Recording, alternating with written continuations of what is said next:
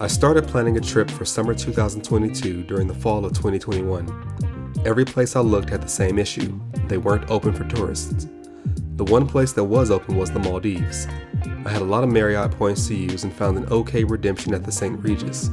This is what I was able to get with my points.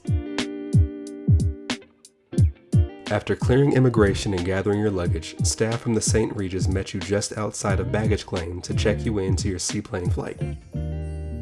Next, a private car transfer to the seaplane terminal on the other side of the airfield awaits.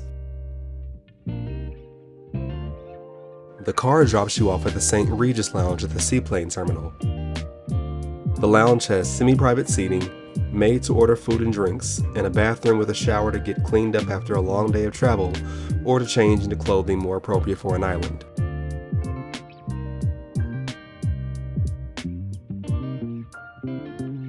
We were also greeted with a video from our butler on the island, and we completed all the hotel check-in paperwork while we waited for our seaplane flight.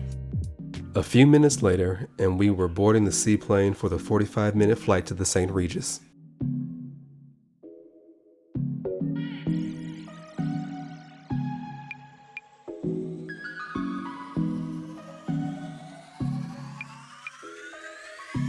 The seaplane is a shared seaplane, meaning it makes stops at various resorts. The St. Regis was thankfully the first stop. After stepping off the seaplane, you're greeted by your butler at the arrival jetty with fresh coconuts. After getting settled in, your butler takes you on a tour of the island before heading to your room.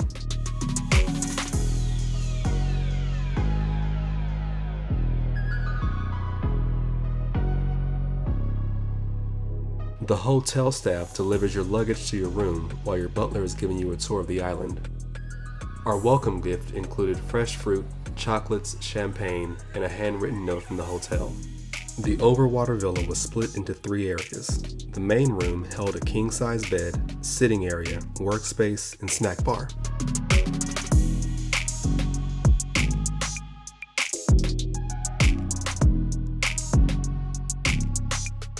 The spacious bathroom is just behind the sliding pocket doors.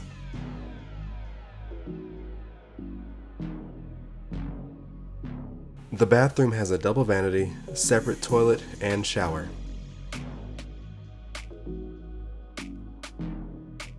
The centerpiece of the bathroom is the deep soaker tub overlooking the water. Located just behind the bed is the closet, with hanging space, drawers, and even a writing desk. Just outside of the large glass windows is the pool deck. On the deck, you'll find lounge chairs, a dining set, and chaise lounge. You can also relax in the hammock over the water. The deck is also a wonderful place to have your morning coffee, to stargaze, or to catch a sunrise. One tip is to bring your own pool float so you can enjoy some time floating in the pool, relaxing and reading. Just below the pool deck is the dock from where you can enter the water and swim around the house reef right outside your villa. Back inside the room, everything from the air conditioner, lights, fans, curtains, and television are controlled by an iPad. The overwater villas are arranged in a semicircle, with sunrise villas located on the inside of the circle and sunset villas on the outside of the circle. The pools are warmer in the sunrise villas, but the sunset villas have more privacy. Regardless of which villa type you reserve, each guest is given a bicycle that can be used to travel around the island. The bikes are helpful, but the island is small enough to walk everywhere within a few minutes, and your butler will ferry you around on the resort's golf carts if you wish. The main beach area lies just down the boardwalk from the overwater villa section. The resort-made rock wall helps break up waves and keeps the water in the beach area calm. The rocks also serve as a home for the island's crabs. And just behind the beach is the pool. Pool and beachside wait service is provided by the nearby restaurant. A kids' pool is located in a shaded area just off the main pool. This being an island means that there are beaches everywhere. There is a beach with swings on the side of the island between the beach villas and the arrival jetty, and another between the arrival jetty and the Iridium Spa. If you need a break from the water, there's a library, located just off the main pool area near the main restaurant, which is where you can sit and read or grab a book to go. Because of the resort's international clientele, there's a wide range of languages available for books to read. And if you happen to travel during the rainy season, the library is a great spot to wait out the passing showers. If you need souvenirs, gifts, or beachwear items you may have forgotten, there's the boutique. Or if you want to spend a bit more on your souvenirs, there's Ivar. Strolling around the island will bring you to the garden, where some of the food for the restaurants is grown. The garden is also the setting for one of the St. Regis' special dining experiences, the Elements. The Elements is a farm-to-table concept that is based on the 5 elements of water, earth, fire, air, and ether. Toward the center of the island is Jungle Cinema. Jungle Cinema is another of the St. Regis' special dining experiences, allowing you to watch a movie while having a meal under the stars. The Vommuli House, toward the center of the island, is the main indoor activity area. The Vommuli House is split into 2 sides, with one side housing the salon and the gym. The gym is your standard hotel gym, stocked with bikes, treadmills, and elliptical machines for cardio, and free weights, cable towers, and leg machines for strength training. Opposite the salon and gym is the yoga studio and children's club. Designed for children between ages 4 and 12 years, the Children's Club offers an area for children to explore yoga, creative arts, and cooking demonstrations. And just outside the Children's Club is an outdoor playground. Located just behind Vommuli House is Socialite. Guests aged 16 years and up can enjoy table tennis, air hockey, foosball, and video games. The tennis courts are also nearby the Vommuli House. Just be sure to watch out for the spectators. The Watersports and Dive Center is the base for all water activity on the resort. The snorkeling equipment we used to swim around the house reef was free to rent from the dive center. Every request and booking you have for the dive center will go through your butler. One day, we just mentioned that we'd like to go snorkeling, and within minutes our butler dropped snorkeling gear off at our villa. We didn't snorkel out past the villas toward the house reef, staying mainly between the villas and beach area, but we still saw a few different fish and even the resort's resident reef shark.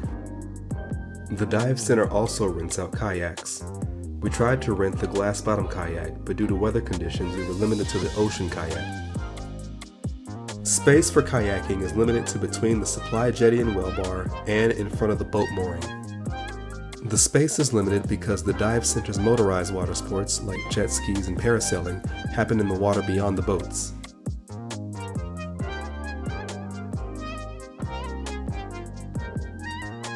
The dive center also offers different excursions, like scuba diving, fishing, whale watching, and dolphin tours. We took the Dolphin Exploration Tour, which is a 90-minute tour that follows a pod of dolphins a few miles off the island shores. It took about 30 minutes to find the pod, and we spent 30 to 40 minutes traveling with the family of dolphins before heading back to the resort.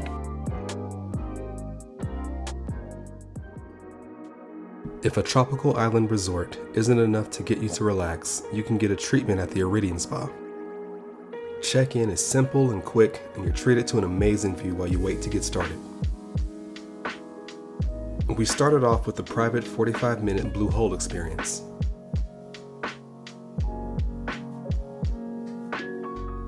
The Blue Hole is a large hydrotherapy pool that uses jets and warm salt water to induce muscle relaxation.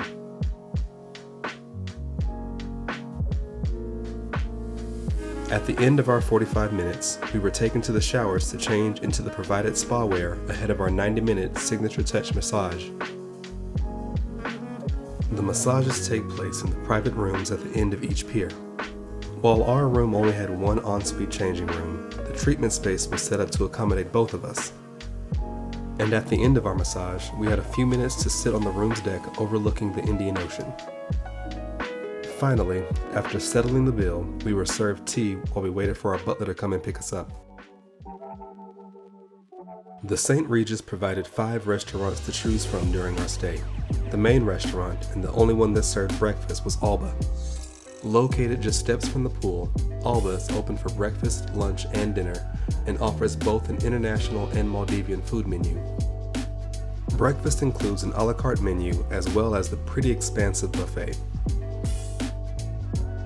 The buffet's offerings covered everything from pastries, yogurts, and fresh fruits to dumplings, curries, and bacon. Breakfast also comes with various coffee drinks, fresh juices, and the bottomless mimosa bar.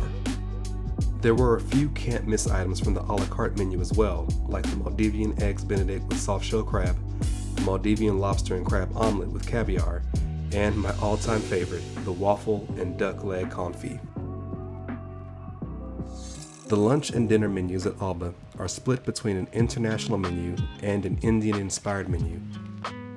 The international menu leaned heavily on Italian food, with an addition of some seafood options. For dinner, we tried a few of the pastas, and we had the Indian menu options for lunch. Outside of in-room dining, the only other place to grab lunch is Crust and Craft. Steps away from the main beach, Crust and Craft serves pizzas, tacos, and burgers alongside a relaxing seascape. In addition to Alba, standard dinner options include Oriental, Cargo, and Well Bar.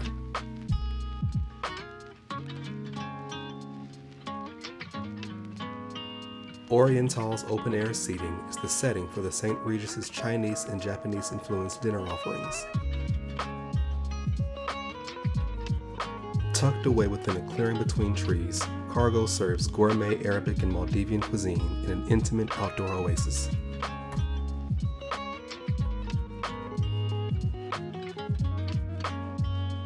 Just before sunset, Well Bar opens to serve craft cocktails and tapas. The Well Bar is also home to the nightly St. Regis tradition of champagne sabering. Once the sun sets, the Well Bar is transformed into an overwater diner with a menu based around grilled meats and seafood. On Thursdays, the St. Regis hosts an evening cocktail hour at Crust and Craft with free cocktails and appetizers. The Well Bar serves as the backup location when weather forces the party indoors. The food at every single restaurant was amazing. The prices are a little expensive, but the cost for each meal is pretty close to what you would pay for restaurants in Manhattan or San Francisco. The St. Regis also offers 2 special dining experiences in Decanter and Elements and 4 private dining options. Since it was our anniversary, we went with the Starlight private dinner option. The Starlight dinner is set up in a fairly private part of the island's beach. After selecting your menu, your private chef creates your 4-course meal just steps away in front of the Maldivian sunset.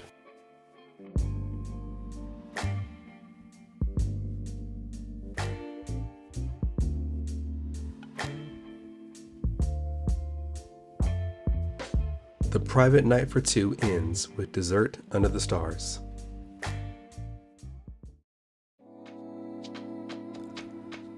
We traveled to the Maldives in May, which is during the rainy season that runs from May to November. And it rained on all but 2 of the 7 days we were there. The rain was quick, lasting about 30 minutes or so once or twice a day. There was only one day, however, that was a complete rain out, and our butler helped us move our planned activities around so that we could still enjoy our vacation while waiting out the rain. The frequent storms will also create rougher waves, which will then limit the available activities at the dive center. All in all, it's totally fine to travel to the Maldives during the rainy season, just so long as you keep in mind that it will rain at least once while you're there. After our time at the resort was done, it was time to take the seaplane back to Male.